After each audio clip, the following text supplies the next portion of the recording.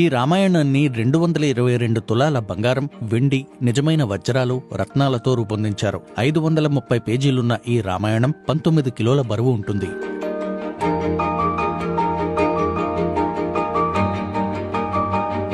મારા દાદા શ્રી રામભાઈ ગોકળભાઈ ભક્ત એમણે આ 81ની સાલમાં સુવર્ણ રામાયણ બનાવ્યું હતું. રામાયણ ટોટલ 19 કિલોનું છે. એમાં 200 તોલાની ઈંક વપરાય ને 22 તોલા મુખ્ય પેજ પર મૂર્તિમાં વપરાયું છે.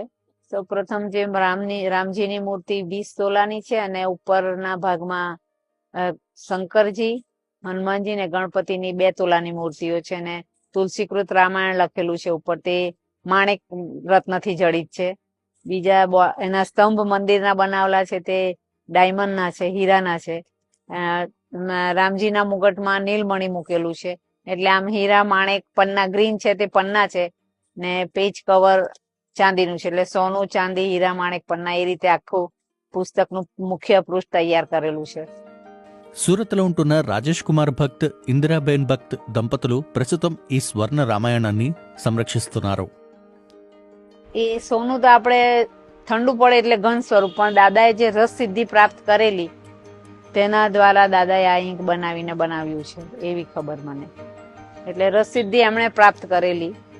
આમ તો નરેન્દ્રભાઈ મોદી પણ આવી ગયા છે દર્શન માટે ને મોરારી બાપુ પણ આ ઘરે આવી ગયા, આ ઘરને પાવન કરી ગયેલા છે. ఇందిరాబేన్ చెప్పిన వివరాల ప్రకారం ఈ పుస్తకాన్ని తయారు చేయడానికి జర్మనీ నుంచి ప్రత్యేకంగా పేపర్ తెప్పించారు. રામાયણમાં દરેક સુવર્ણ પેજની ઉપર 2 બટર પેપર વાપરેલા છે ને તે એક પેપર પર 10,000 વાર રામ નામ છે. એટલે ટોટલ આખા રામાયણમાં 10,000 કરોડ વાર રામ નામ છપાયેલું છે. એ ખાસિયત છે. એટલે એ બટર પેપરથી જોવું તો જ તમને ખ્યાલ આવે. આઈ ગ્લાસ લઈને રામ નામ ઝીણા અક્ષરે છપાયેલું. એટલે ఈ పుస్తకాన్ని 1981వ సంవత్సరంలో పుష్య నక్షత్రం రోజున 40 మంది కలిసి 9 గంటల్లో రూపొందించారని ఈ దంపతులు చెబుతున్నారు.